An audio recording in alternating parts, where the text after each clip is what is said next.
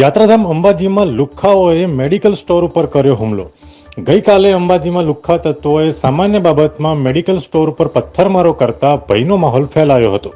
આ medical store આરોગ્ય મંત્રી ઋષિકેશભાઈ પટેલના ભાઈનું હોવાનું સામે આવ્યું હતું.